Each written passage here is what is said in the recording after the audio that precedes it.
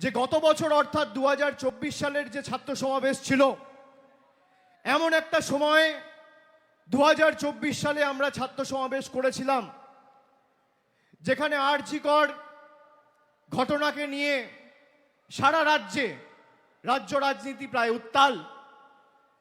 আজকে প্রায় 1 বছর অতিক্রান্ত। আমি আগের বছর সভায় বলেছিলাম, এই জায়গা থেকে, এই মঞ্চ থেকে দাঁড়িয়ে, একই সময় একই দিনে ঠিক 1 বছর আগে, যে যারা দোষীর শাস্তিতে রাত দখলের ডাক দিয়েছেন সেই মহিলাদের, নারীদের লড়াইকে আমরা সম্মান জানাই।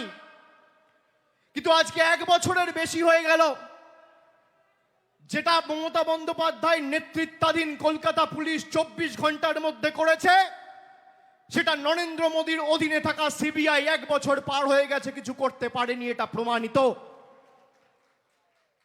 আমরা সেদিনকেও বলেছিলাম যে আমরা চাই দোষীর দৃষ্টান্তমূলক শাস্তি হোক।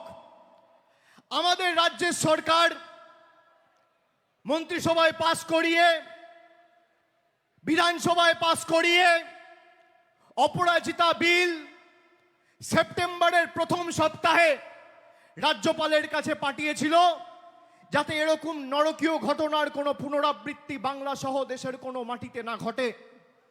আজকে 1 বছর হয়ে গেছে, সেই অপরাজিতা বিল বিজেপি বা আমাদের রাজ্যের রাজ্যপাল এবং রাজ্যপাল রাষ্ট্রপতির কাছে পাঠানোর পরেও সেই বিলে তার অনুমোদন এখনো পাওয়া যায়নি। যারা সেদিন রাস্তায় নেমে এই ঘটনার প্রতিবাদ করেছিল, তাদের উদ্দেশ্য শুধু দোষী শাস্তি পাক নয়, তাদের উদ্দেশ্য ছিল গরিব মানুষের যে স্বার্থে যে স্বাস্থ্য ব্যবস্থা মমতা ব্যানার্জির সরকার 2011 থেকে করেছে, সেই স্বাস্থ্য ব্যবস্থাকে চূর্ণ বিচূর্ণ করে ভেঙে ফেলা।